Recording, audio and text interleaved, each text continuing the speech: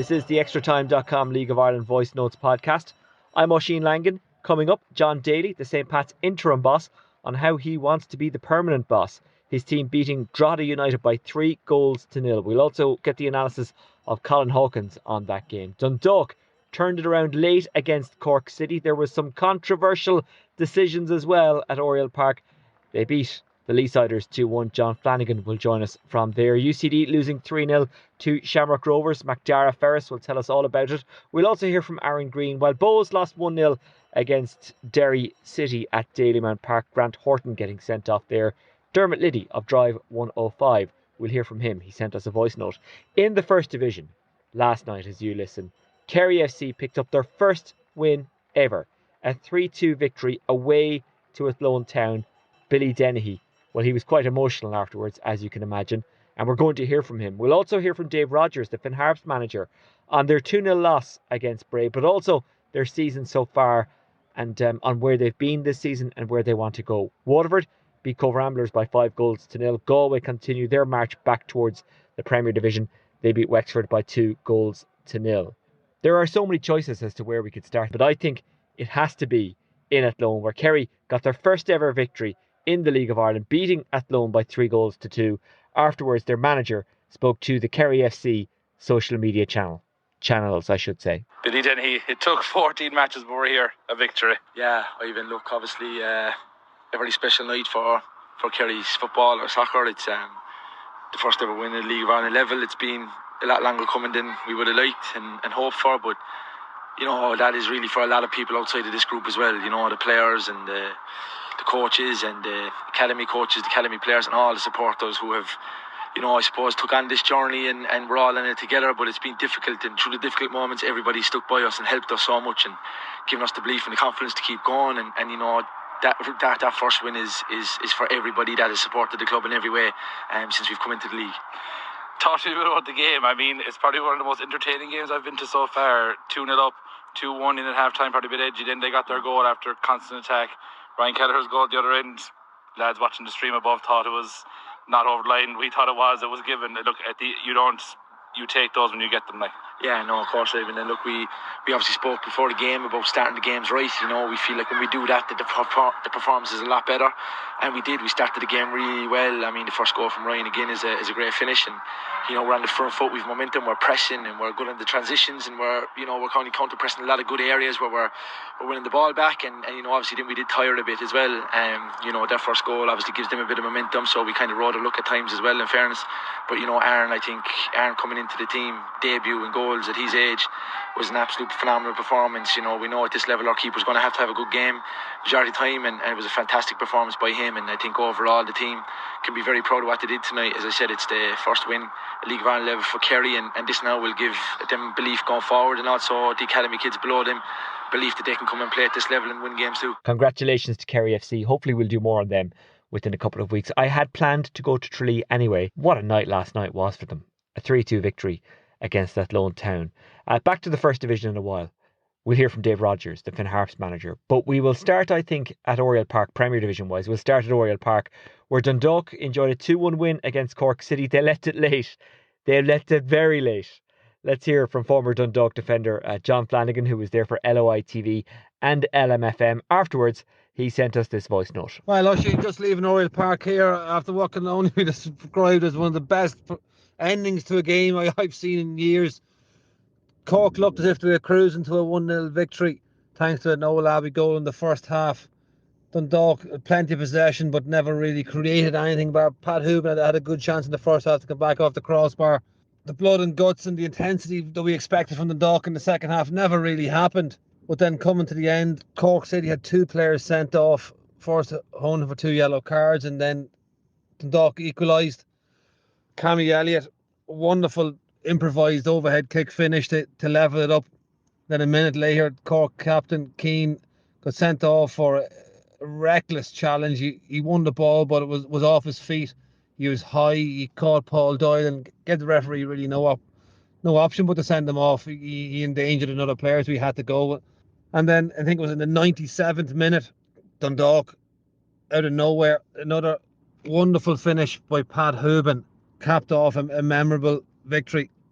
So that's 4 in the spin now for Dundalk. And the fans went wild, the players went wild celebrating.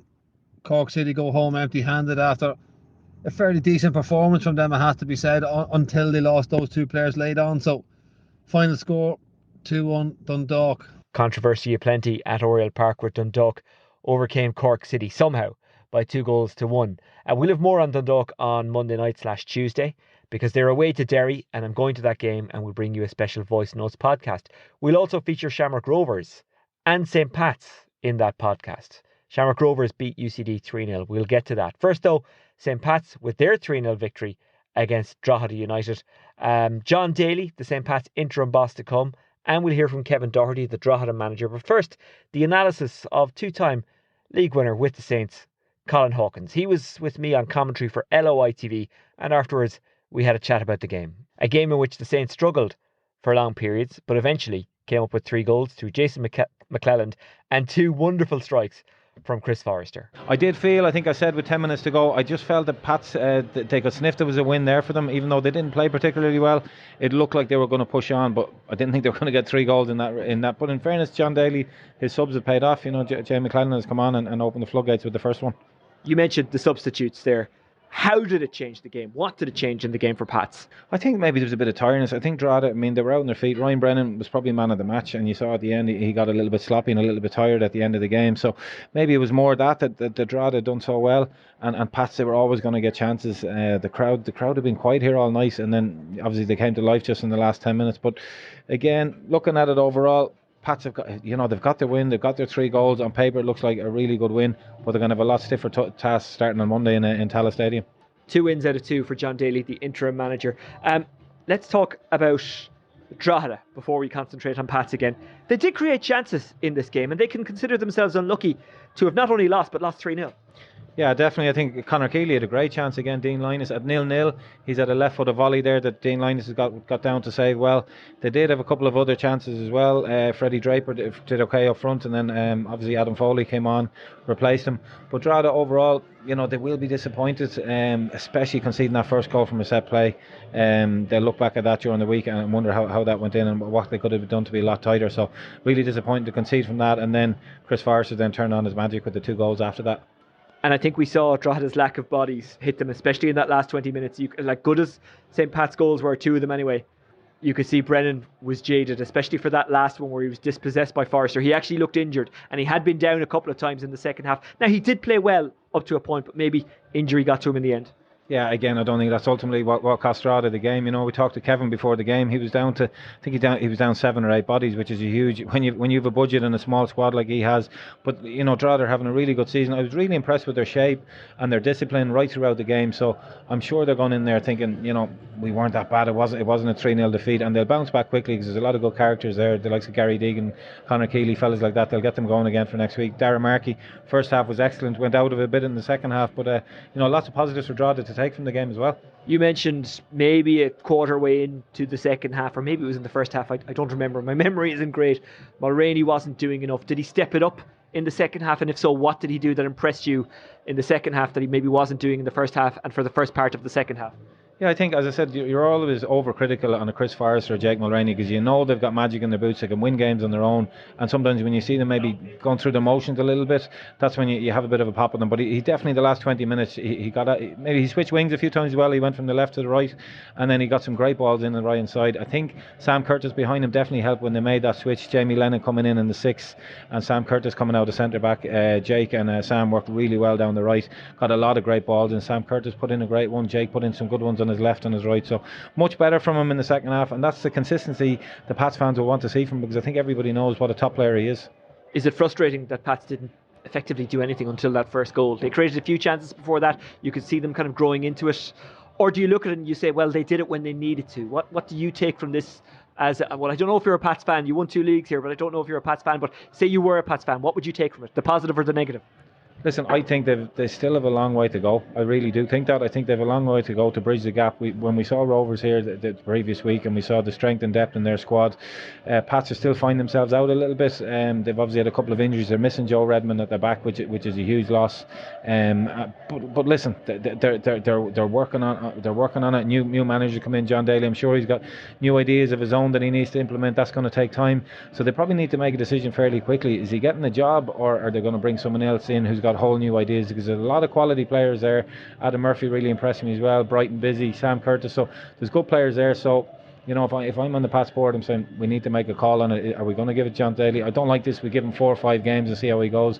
Let's make a decision. Is he staying or someone else coming in? But still a lot of stuff to work on with Pats. But they're definitely not the finished article yet. They go away to Shamrock Rovers on Monday night. Is that a shot to nothing in Tallaght Stadium?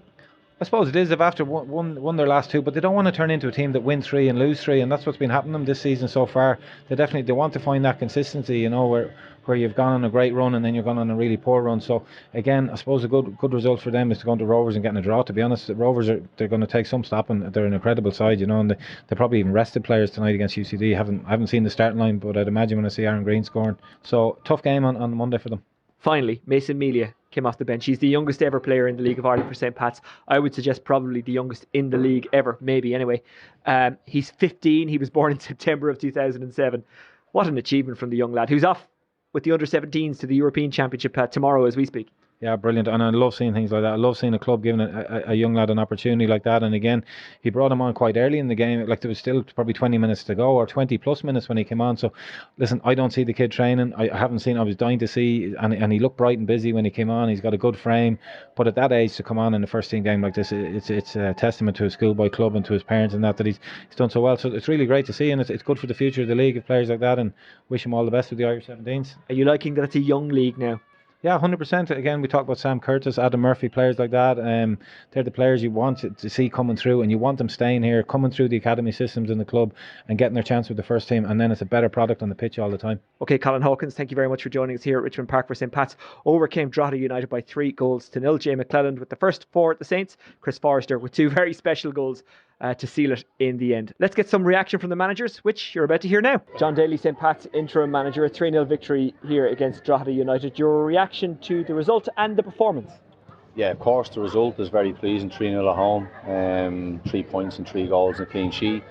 Performance-wise, I was happy with elements of it. I thought Drogheda were very good, had some very good chances in the game.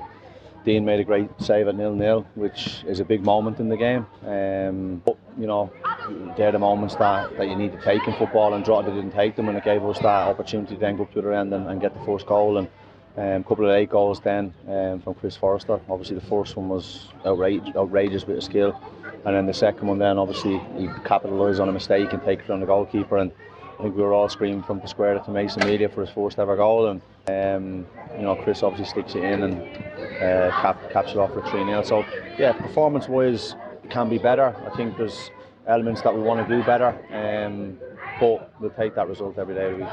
What are the elements that you're talking about there? What can you do better? Well, we're trying to change our full-back position a little bit in the build-up. I think it's still a lot to work on. We're obviously trying to play them a bit more narrower, get the wide players given a bit of width, so they can receive the ball facing the full-back rather than receiving it with their back to them, and little things like that we're trying to change tactically. We've only had a couple of days really to try and change things, and it will take work and take time. And I thought last week we done it really well. Tonight it was probably with the setup of Drogheda in terms of their defensive shape. It probably wasn't on for the full-backs to go into midfield. They probably should have given us a bit more width. So that's just getting the messages across to them about recognising when to go in, when not to go in, and I'm sure it's something they'll improve on, and hopefully we can do a bit better on Monday night. Mason Melia, the youngest ever player to play for St. Pat's in the League of Ireland. He's 15. He was born in September of 2007. Look, I know he's earned it. You don't just give out those appearances for nothing. But what's impressed you about him? I think the fact that he's playing 19s every week and he's scoring goals, and his movement, his work rate. His work rate is phenomenal. He chases everything down, and he's got very, very good pace. Physically, he's up for it, and he's well able to deal with that. You see him tonight; he comes off with a smack on his nose, so had to get a bit of treatment. That's what he's going to get when he comes up to this level and has big centre backs against him. But no, like you said, you don't just. How are you doing? You all right? That's not Mason Melia, by the way, just to confirm. Yeah. Oh, brilliant. He wants to talk on the television. He can go after me. He's probably better than me anyway. Mason, like you said, you don't just get opportunities like that for tokenism. He obviously came on at 0-0. We were needing a goal, and I felt that he could impact the game, and I thought he came on and done really well. He's obviously, again, you need luck as footballers to get opportunities. Excuse me. Obviously with Owen Doyle being suspended, Tommy unwell today, so Connor was the only kind of fit senior striker we had, and then Mason's your only fit striker on the bench. So opportunities sometimes present themselves when you least expect them, and as I said, he came on and done really well, and he's obviously now gone off with the 17s, which isn't great for us because we can't have him now for a few more weeks. I'm sure that's frustrating. It's a job I think that you've said that you want. Are you treating it like you're the manager, or is it very much a holding pattern at the moment? Is it strange to kind of be the interim manager in a job that you want but you mightn't get? No, not at all. I think I've done it before at Hearts, a massive football club in Scotland. I've done it for 2 occasions there, and in that kind of sense over there, when I've done it, it was very much a holding pattern.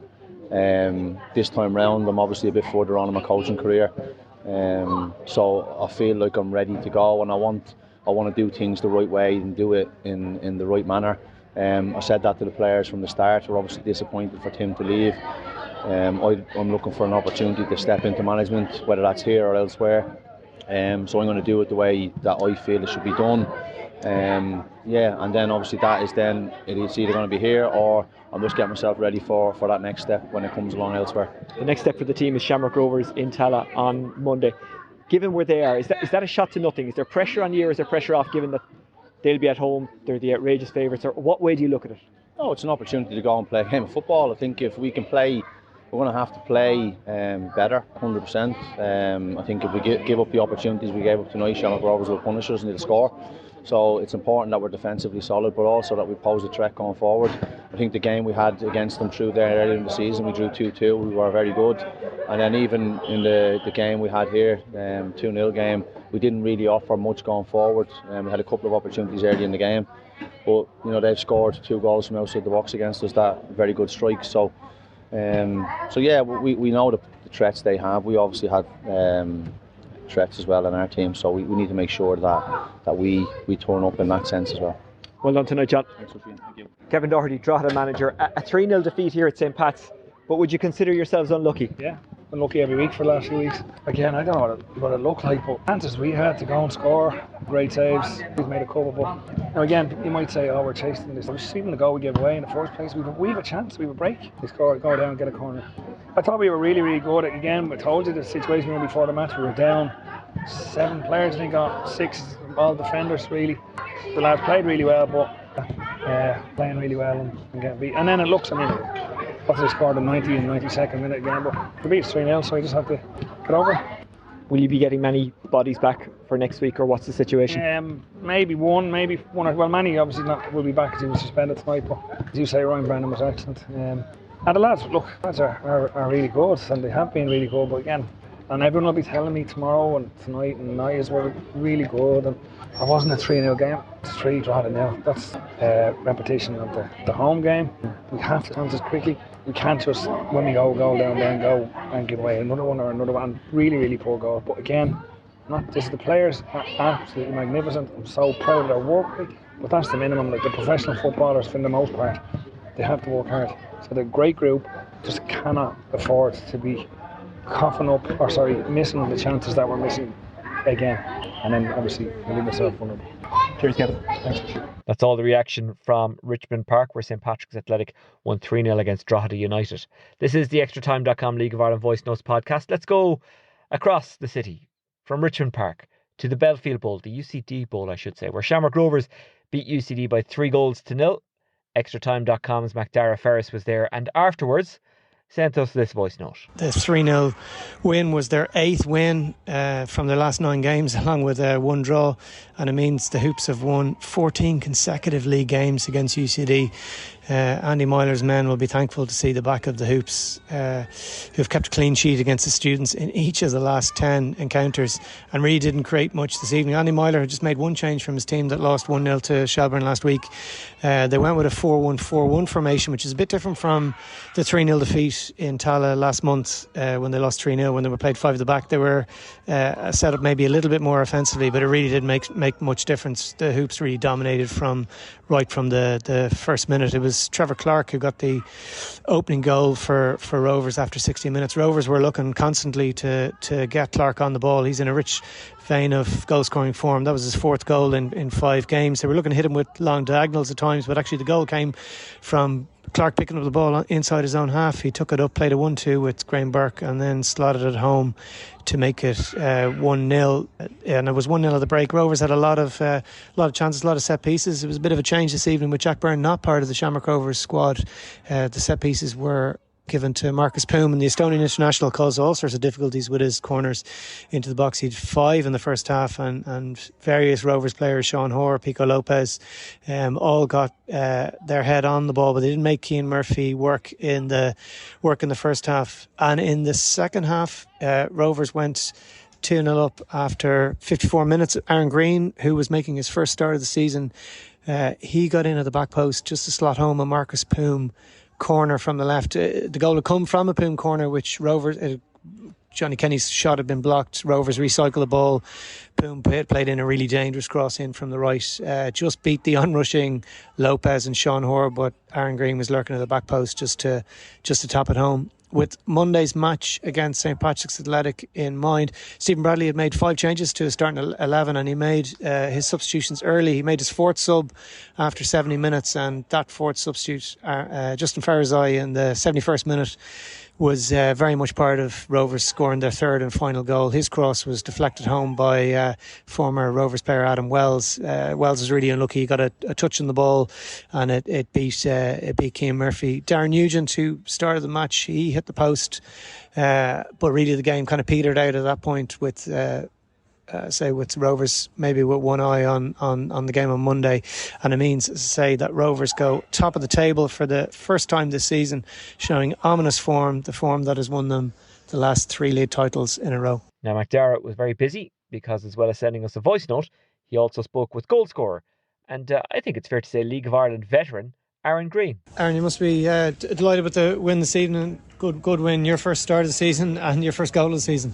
Yeah, it's a big game for us. People can come here and get turned over by UCD, and manager spoke about it yesterday that we had to come here and respect them, and I think that's been us for a number of years. This team, we don't kind of approach any game any differently. We're not allowed from the staff, so we knew it was going to be a big game. We started the game really well, and Trevor's been excellent, took the lead and kind of went on from there. Yeah, he's been really good. It's 4 goals in 5 games for Trevor. You look to be trying to get him really involved in the game, even long diagonals across, and get him running at the UCD defence. Oh, he's flying, isn't he? He's after getting a new pair of boots, but he doesn't want to put the ones on. He's a little bit superstitious, so if he keeps performing like that in the goal ones, but he's been brilliant since he came back, Trevor. Half the time he looks blown, doesn't he? And then he just keeps running. But all credit to him, all the hard work since he's came back, and he's been flying, and hopefully long may it continue. Well, that's 5 wins in a row away from home without conceding a goal, so defensively that's really impressive to come away to any, and it gives you the platform to go on to win the games. We always say if we don't concede we should win the game, and that's not being disrespectful. I think we have, for me, the best. I train with the best defenders in the country, and I train beside the best strikers in the country, and that's not being disrespectful to any other team. That's what I believe in. And if we have a 0 at one end, we always feel we can win the game. So you win leagues by keeping clean sheets, and that's as simple as that. And we've been doing well. Delighted for Leon again. Possibly didn't have much to do, but it's a bobbly pitch, and made a good save in the second half. And another, as you say, another clean sheet, and it's one that we probably at the start of the season we didn't keep so many, did we? So it's been brilliant over the last couple of weeks to do. And it's a quick turnaround on Monday. The 4 teams in Europe are playing one another. It'll free up a weekend in between the first round of Europe, but it means that I think Stephen made 5 changes to the starting lineup. He'd made 4 subs after 70 minutes. We were concentrating on winning against UCD, but it's also a little bit with Mondays in mind, because you have to do that when you're playing. I think it was 55 games you played last season, so minutes have to be managed. I think everyone understands you might not play every game this year. I haven't, due to a few different circumstances, and a few boys haven't also, but you have to contribute when you come into this team. It doesn't matter. No one's guaranteed their place here, and if you think you are, you'll get told about it quite early. But I think that's their strongest part of us, Gareth, to be quite honest with you. I've probably told you numerous amount of times, is your group. It's not built on one person. If the individual does well, the collective is your team will always do well. We know it might be me scoring today, it could be Johnny on Monday, it could be Rory next Friday. And as you said about the close games in terms of Friday, that's what for us where you make your points, and we've been ruthless in our last 3 games that we got in 9, and we never look forward in terms of never look past another game, so we've got to look after Pats on Monday and then hopefully get another 3 points. It'll be another big crowd. It was I think the biggest league attendance, the Bohemians game, the Friday night. Maybe slightly lower because it's a Monday night, but Pats always bring a big crowd. Pats, it's always a massive game, isn't it? Pats always come in their numbers, and Shamrock Rovers fans always come out in their numbers also. It's going to be another good game. It's crazy. We played Patch 3 times and haven't played. I don't think we're only speaking about. We've only played Cork once. No, it's gonna be a really good game. They're always good games in terms of Dublin derbies when you play for Shamrock Rovers. So it's one that we won't take any differently than UCD. We'll go home, rest tonight, come in Sunday, do our work on Pats. No, that's cliche as it sounds, but we don't get told any otherwise, and that's the way we keep doing, and that's we've been doing it for the last couple of years, and I think it's been working. So we're not done yet. So we've got a lot to do. So we're happy with tonight, but we'll definitely look forward to Monday. We'll hopefully get another 3 points. Super. Thanks, man.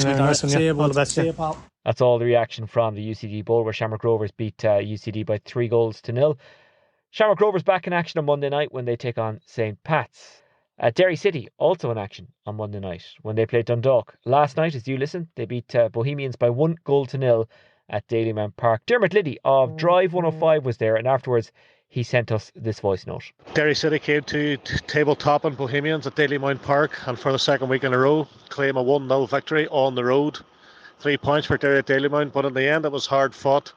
After Bohemians went down to 10 men, and Grant Horton was sent off in the 15th minute for denying an obvious goal scoring opportunity, hacking down Michael Duffy just outside the box. Referee Paul McLaughlin, no hesitation in giving the red card.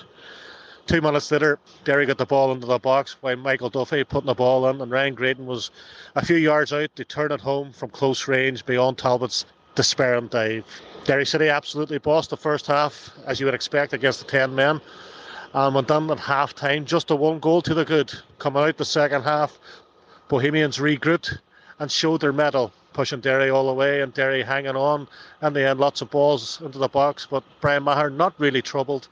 And Derry City coming away with all 3 points in the end. A nervy finish for Derry, but a fantastic one, which puts them second, just above Bows, just behind Shamrock Rovers, who are table toppers. This is the extratime.com League of Ireland Voice Notes podcast, and that is all Premier Division action covered. Let's go back to the First Division now. Finn Harps with a 2-0 defeat away to Bray Wanderers. Andrew Dempsey of extratime.com was there, and afterwards spoke to Harps boss Dave Rogers. Dave, a 2-0 defeat tonight, your reaction to the game itself? Yeah, disappointed with the first half performance. I don't think we started. We looked real lethargic, which was strange for us because we were second best at every ball. We'd asked the lads, especially after the last couple of defeats, to be resilient and be diligent in first contacts and second balls. And yet again, we win the first ball on a corner kick against us, and we don't win the second ball. So that's disappointing to concede. We made a little change tactically in the second half, and I thought for 40 minutes of the second half we were the better team. Created all the chances. Unlucky when we hit the crossbar, young Sean O'Donnell. But look, we're not in a good moment at the minute. That's 3 defeats, but the only way to get out of it is by working hard. Yeah. And we're going to continue to do that. It's not nice. It's not a nice feeling. But the only way to get better is to learn from your mistakes, and we'll make sure we keep learning. Yeah, you mentioned that second half display was brilliant. Like, I don't know how you were probably quite unfortunate to be. Maybe even if you were drawn, it'd probably be quite unfortunate as well. So I suppose you can probably take positives from that sense. Yeah, look, there's many positives. We always try to take the positives from every game.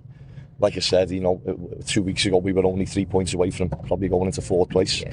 it's a mad league that obviously we're sitting second bottom now, but we need to get out of this rut.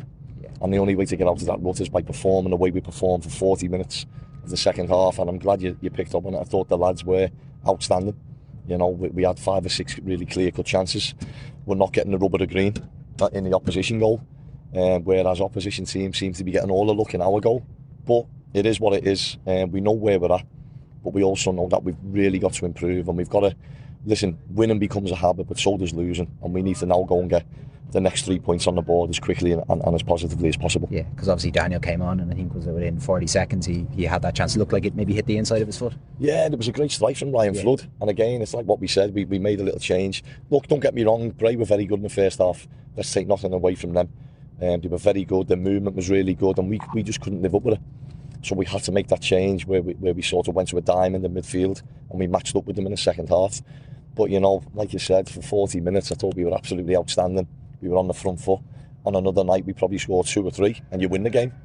But look, again, we've not kept a clean sheet. We've lost 3 points, and we've got to go away now and reflect and put it right again on the training pitch. Yeah, and I think that was Sean's. Was that his first start for the club as well? Yeah, it's his first start. Look, he's been patient. He's a really good young boy. What we like about him is that he works hard. He leads the line well. He's got a little bit of bite about him as well. He's not afraid to put his foot in. And it would have been a really good afternoon for him to get a goal, you know, on his first full start. But unfortunately, the crossbar had different ideas. But no, look, again, great support for us again. Fans, absolutely outstanding. But you know, they're going home sad, and we're going home sad that we've not got anything out of tonight's game. Yeah, I'm sorry, the worst time to be asking this, but how have you found things at Finn Harp so far? Because I know you took over to a brand new squad as well. So how have things been so far from your perspective? Look, we knew coming in from day one it was a complete overhaul. Yeah. You know, we were only left with one player from last season, which was Ryan Rainey. And obviously Ryan's out injured long term. We've lost Ellis, long term injury. So when you have injuries of important places in the team, it's gonna help, you know, give you that little bit of, you know, where you lose that momentum and other players have to step in and take that challenge. But look, we knew it was going to be a tough ask. We knew it was a challenge. It's a complete rebuild. But we know the focus where we're at. We're going to get days like this where we, you know, we perform okay in patches and maybe should have got a result, but then we don't. But we've got to react positively and bounce back from it. And no better man than myself. I'm a born winner. I'm always up for a challenge. And this is a challenge, but it's one that we're enjoying, and it will get better. Yeah, I think I was listening to maybe one of your, I think the press conference, maybe was it 2 weeks ago at this stage, and I think what one thing that probably struck out was that you wanted to give young players a chance as well, and I think obviously the fans seem to be obviously receiving quite well to that.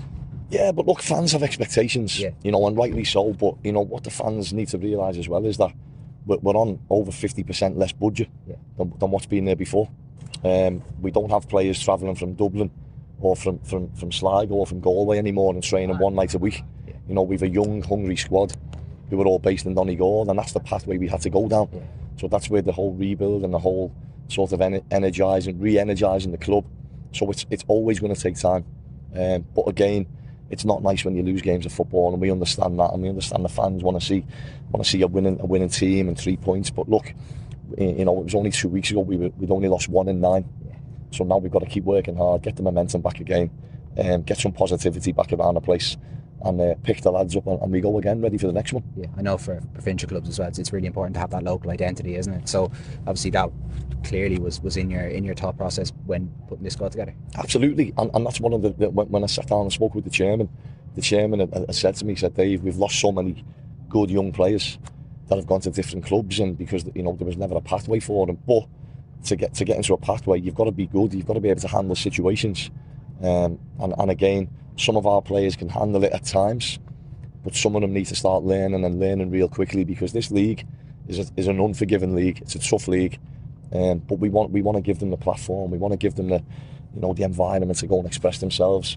But like I said, they've got to grow up quickly, because it's real football, it's senior football, and we can't sit feeling sorry for ourselves. We've got to be positive, we've got to react, and we've got to go again and get ready for the next one. Yeah, I suppose that's all you really can do. I suppose you don't really have too much time to be licking your wounds. You obviously have to go back and next week, and look, fingers crossed you can get a good result. Yeah, look, they don't come any bigger than water for the home. But again, we're at home. The fans, like I said, have been outstanding. Credit to them all.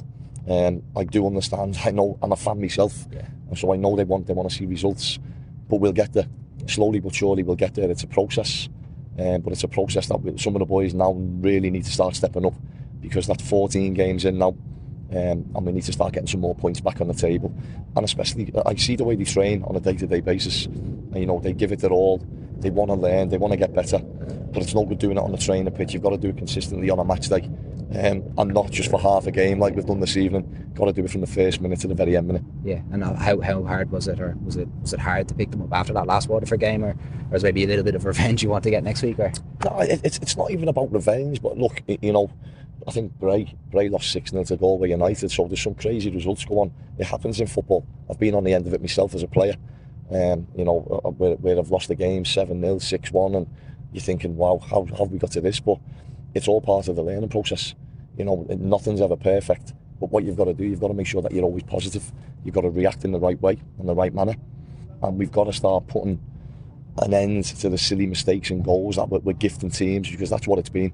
And again, it's naivety, a little bit of immaturity in certain players. But when you've got young players who are only playing the first season in professional senior football, you're going to get that. So it's down to us as a group of staff to keep giving them that confidence and making them better on the training pitch. Yeah, I suppose just lastly then, Daniel, did he go off with an injury, or was it? Yeah, he was feeling the back of his leg, and it's a shame, because he started really well. Yeah. He brought a new dynamic to us, but we looked at him, and the medical team had a look and said, Gaffer, we think he's got a little bit of a hamstring issue. So before it got any worse, we just wanted to make sure he came off, and hopefully we'll assess him tomorrow morning, and hopefully he'll be available ready for next week. This is the extratime.com League of Ireland Voice Notes podcast, and that is Dave Rogers speaking to Andrew Dempsey of extratime.com. Let's just run through the results before we go. In the Premier Division, St. Pat's 3, Drogheda 0, Dundalk 2, Cork City 1, UCD 0, Shamrock Rovers 3, Bohemians 0, Derry City 1. In the First Division, Galway 2, Wexford 0, Waterford 5, Cove Ramblers 0, Bray 2, Finn Harps 0, and Athlone Town 2, Kerry FC 3. On Saturday, that's today as you listen, Sligo Rovers take on Shelbourne at 7:45. That game live on LOI TV. In the Women's Premier at 2 o'clock, Shelbourne take on DLR Waves. At 5, Cork City meet Sligo Rovers. At 5 also, Treaty United against Peamount. At 6, Wexford Youths take on Bows. And at 7, Athlone Town take on Shamrock Rovers. In the First Division at 7:30, Longford Town meet Treaty United. Just to remind you of the tables, Shamrock Rovers on top on 30 points, Derry second on 28, Bohemians third on 28, Dundalk 4th on 25, Shamrock Rovers, St. Patrick's Athletic, 5th on 23, Shelbourne 6th on 21, Sligo 7th on 19, Drogheda 8th on 14, Cork City 2nd from bottom on 9, and UCD still bottom on 6 points. The First Division table, Galway streaking out in front on 39, Waterford 2nd on 29, Cove 3rd on 21, Bray 4th on 20, Athlone 5th on 19, Treaty 6th on 16, Wexford 7th on 15, Longford 8th on 14, and Finn Harps 9th on 14. Kerry FC now on 5 points following that victory. And the Women's National League table, Peamount top on 19, but locked on Galway, who are second also on 19. Shamrock Rovers 3rd on 18, Shelbourne 4th on 16, Bohemians 5th on 15, Athlone 6th on 13, Wexford 7th on 12, DLR Waves 8th on 8, I should say. Treaty United 9th on 5, Cork City 2nd from bottom on 1, and Sligo Rovers bottom on 0 points. That's it from myself, Oisin Langan. Remember, you can contact me via Twitter at Oisin Langan, or you can get extratime.com on at extratime news. You'll be able to find all the match reports from all of last night's games and tonight's games there as well. We'll be back with a special podcast on Tuesday morning, reflecting on the Monday night games, and Luke Jordan will be along with the extratime.com League of Ireland podcast in around some, midweek at some stage, with a deep dive and everything that's going on in the League of Ireland world.